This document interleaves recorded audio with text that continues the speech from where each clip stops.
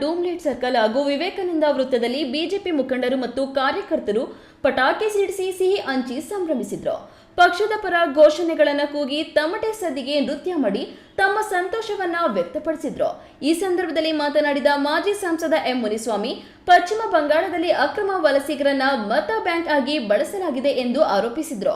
ಬಾಂಗ್ಲಾದೇಶ ಗಡಿಯ ಮೂಲಕ ನುಸುಳಿಕೋರರಿಗೆ ಪಡಿತರ ಚೀಟಿ ಸೇರಿದಂತೆ ವಿವಿಧ ಸೌಲಭ್ಯಗಳನ್ನು ನೀಡಿ ಅವರನ್ನ ಮೆಚ್ಚಿಸುವ ಕೆಲಸ ನಡೆದಿದೆ ಎಂದು ದೂರಿದ್ರು. ಕೇಂದ್ರ ಸರ್ಕಾರ ಈ ವಿಷಯದಲ್ಲಿ ಕ್ರಮ ಕೈಗೊಳ್ಳಲು ಮುಂದಾದಾಗ ಅಡ್ಡಿಪಡಿಸಲಾಗಿದೆ. ಇದಕ್ಕೆ ಪ್ರತಿಯಾಗಿ ಮತದಾರರು ತಮ್ಮ ತೀರ್ಪು ನೀಡಿದ್ದಾರೆ ಎಂದು ಹೇಳಿದ್ರು.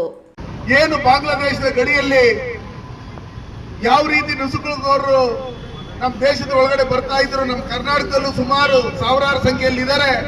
ಇದನ್ನ ಯಾವುದಾದ್ರೂ ರೀತಿಯಲ್ಲಿ ಅದನ್ನ ತಡೆಗಟ್ಟಬೇಕು. ಈ ದೇಶದಲ್ಲಿ ಹೊರಗಡೆ ಇರ್ತಕ್ಕಂಥ ಶತ್ರುಗಳನ್ನ ನಾವು ಎದುರಿಸಬಹುದು, ಆದ್ರೆ ಒಳಗಡೆ ಬಂದಿರ್ತಕ್ಕಂಥ ಶತ್ರುಗಳನ್ನ, ಆಂತರಿಕ ಶತ್ರುತ್ವನ್ನ ಇವರು ಯಾವ ರೀತಿ ನಾವು ಎದುರಿಸಬೇಕು ಅಂತ ಹೇಳಿ ಇಡೀ ದೇಶ ಎಲ್ಲರೂ ಕಾಯ್ತಾ ಇದ್ರು.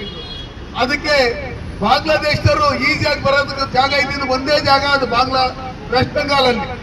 ಆ ವೆಸ್ಟ್ ಬೆಂಗಾಲ್ಗೆ ಏನು ವೋಟ್ ಬ್ಯಾಂಕ್ಗೋಸ್ಕರ ದೇಶದಲ್ಲಿರ್ತಕ್ಕಂಥ ಜನತೆಯನ್ನ, ರಾಜ್ಯದಲ್ಲಿರ್ತಕ್ಕಂಥ ಜನತೆಯನ್ನ ಕಡೆಗಣಿಸಿ ಮಮತಾ ಬ್ಯಾನರ್ಜಿ ಅವರು 2009ರಿಂದ ಇದುವರೆಗೂ ಯಾವ ರೀತಿ ಮುಸ್ಲಿಮರಿಗೆ ವೋಟ್ ಲಿಸ್ಟ್ ಮತ್ತೆ ರೇಷನ್ ಕಾರ್ಡ್ ಕೊಡೋದ್ರ ಮುಖಾಂತರ ವೋಟ್ ಬ್ಯಾಂಕ್ಗೋಸ್ಕರ ಅವ್ರನ್ನ ಮೆಚ್ಚುವಂತ ರೀತಿಯಲ್ಲಿ ನಡೆಸುತ್ತಾ ಇದ್ರು.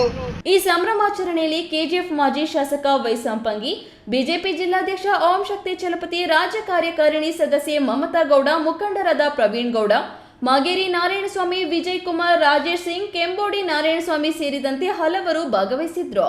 ಸತೀಶ್, ಈ ನ್ಯೂಸ್ ಟಿವಿ, ಕೋಲಾರ.